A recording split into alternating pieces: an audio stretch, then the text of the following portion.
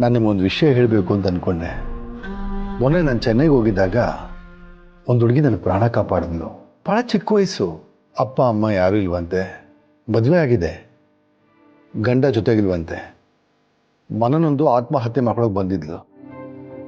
ಆಕೆನ ಒಂಟಿಯಾಗಿ ಅಲ್ಲೇ ಬಿಟ್ಟು ಬಂದರೆ ಆತ್ಮಹತ್ಯೆ ಮಾಡ್ಕೋಬೋದು ಅಂತ ನನ್ನ ಜೊತೆಲಿ ಇಲ್ಲಿಗೆ ಕರ್ಕೊಂಬಂದೆ.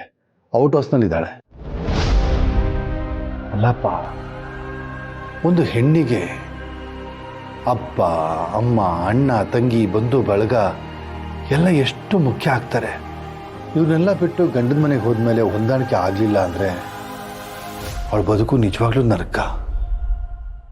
ಪಾಪ ಆ ಹುಡುಗಿ ನೋಡಿದ್ರೆ ಅಯ್ಯೋ ಅನ್ಸುತ್ತೆ.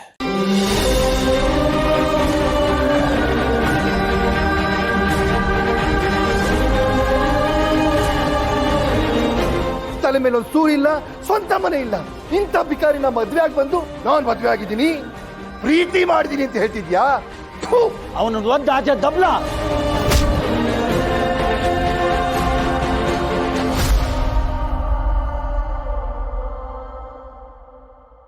ಏನೇ ಹೇಳಪ್ಪ, ಗಂಡಸು ಒಂಟಿಯಾಗಿ ಹೊರಗಡೆ ಪ್ರಪಂಚದಲ್ಲಿ ಬದುಕ್ಬಿಡ್ಬೋದು, ಆದರೆ ಒಂಟಿ ಹಿಂಸೆ ಬದುಕೋದು ತುಂಬ ಕಷ್ಟ. ಈಗಿನ ಪ್ರಪಂಚದಲ್ಲಂತೂ ಬಹಳ ಕಷ್ಟ.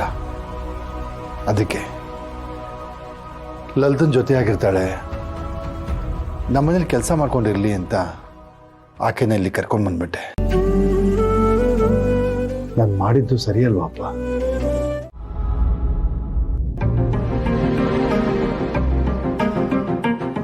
ಮಗ ಕಾಣಿಯಾಗಿ ಆಲೆ 3-4 ದಿವಸ ಆಯ್ತು ಅಂತಿದ್ದೀರಿ.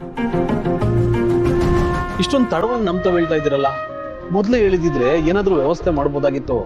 ಅಪ್ಪ ಏನಾದ್ರು ಮಾಡಿರೋರು. ಅದು ಗೌಡ್ರೆ, ಅರ್ಥವಾಗುತ್ತೆ ಬಿಡಿ. ಇಂಥ ಟೈಮಲ್ಲಿ ಯಾವುದಕ್ಕೂ ತಲೆ ಓಡೋದಿಲ್ಲ. ಅಲ್ಲ, ನಿಮ್ಮ ಮಗ ಇದೇ ಮೊದಲು ಮನೆ ಬಿಟ್ಟು ಹೋಗೋರೋ ಅಥವಾ ಇದಕ್ಕೆ ಮೊದಲು ಒಂದ್ಸಲ ಏನಾದ್ರು ಹೋಗಿದ್ರೋ? ಇಲ್ಲ ಗೌಡ್ರೆ, ನಮ್ಮ ಬೆಂಕಿ ಹಾಗೆಲ್ಲೂ ಹೋದಂಥವನೇ ಅಲ್ಲ. ಎಲ್ಲಿ ನೋಡ್ರು ಹೇಳ್ಬಿಟ್ಟು ಹೋಗ್ತಾ ಇದ್ದ. ಇದೇ ಮೊದಲನೇ ಸಲ ಹೀಗಾಗಿರೋದು.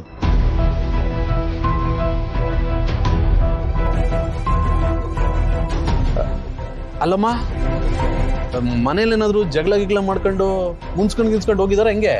ಇಲ್ಲ ಅಣ್ಣ, ನಾವ್ ಯಾವತ್ತೂ ಜಗಳ ಆಡಿಲ್ಲ.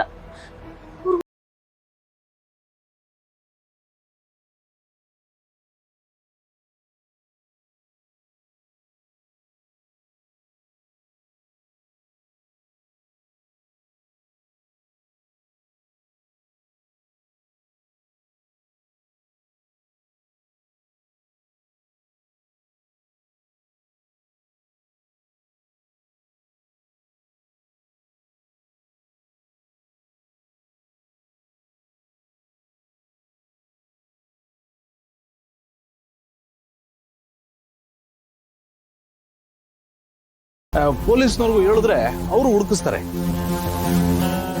ಅಣ್ಣ, ನಾನ್ ಕಂಪ್ಲೇಂಟ್ ಕೊಡಕ್ ಹೋಗಿದ್ದೆ, ಆದ್ರೆ ಅವ್ರು ಕಂಪ್ಲೇಂಟ್ ತಗೊಳ್ಳಿಲ್ಲ.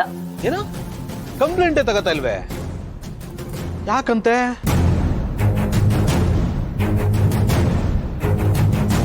ಏನಾಗಿದ್ದು ಇರೋಬಾ, ಈಗಲೇ ಫೋನ್ ಮಾಡಿ ಕೇಳ್ತೀನಿ.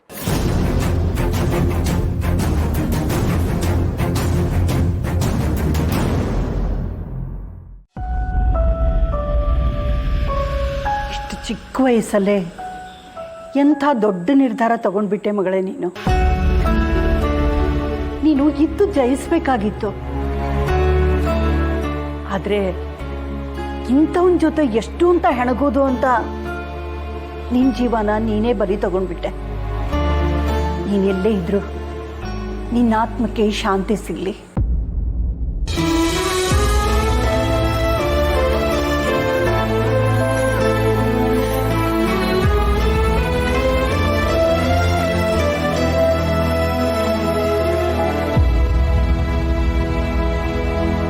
ಶಾಂತಮ್ಮ, ಏನ್ ಮಾಡ್ತಾ ಇದ್ದೀರಿ ನೀವು?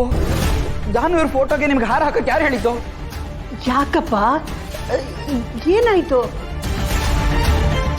ಅವಳು ನಿನ್ನ ಜೊತೆಲಿ ಇಲ್ಲ ಅಂದಮೇಲೆ ಅವಳ ಫೋಟೋಕ್ಕೆ ಹಾರ ಹಾಕಿ ಪೂಜೆ ಮಾಡಿದ್ರೆ ಅಲ್ವಾ ಅವಳ ಆತ್ಮಕ್ಕೆ ಶಾಂತಿ ಸಿಗೋದು.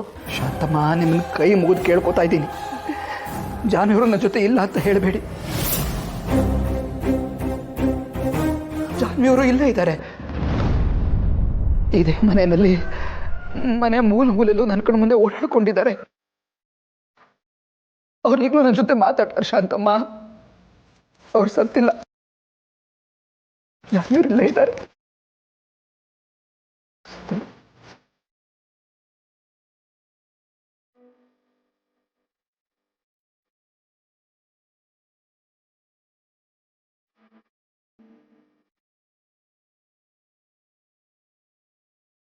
ನೋಡಿ ಶಾಂತಮ್ಮ,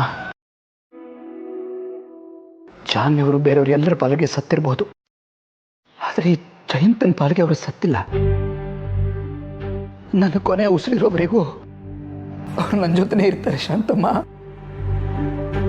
ನನ್ನ ಕೊನೆ ಉಸಿರಿರೋವರೆಗೂ ಅವ್ರು ನನ್ನ ಜೊತೆನೇ ಇರ್ತಾರೆ, ಇಲ್ಲೇ ಶಾಶ್ವತವಾಗಿರ್ತಾರೆ. ಆದ್ದರಿಂದ ಈಗ ಅವ್ರ ಫೋಟೋಗೆ ಹಾರ ಹಾಕಿ ನನ್ನ ಪ್ರೀತಿಗೆ ಅವಮಾನ ಮಾಡಬೇಡಿ ಶಾಂತಮ್ಮ. ಅಯ್ಯಯ್ಯೋ, ಅವಮಾನ ಮಾಡಬೇಡಿ. ಹಾಗೆಲ್ಲ ಹೇಳ್ಬೇಡ ಜಯಂತ್. ಆಯ್ತು ಬಿಡು, ಅವಳು ಯಾವಾಗಲೂ ನಿನ್ನ ಜೊತೆಗೆ ಇರ್ತಾಳೆ ಅಂದಮೇಲೆ ಅವಳು ಜೀವಂತವಾಗೇ ಇರ್ತಾಳೆ. ನಾನು ಯಾವತ್ತೂ ಫೋಟೋಕ್ಕೆ ಹಾರ ಹಾಕಲ್ಲ, ಆಯ್ತಾ?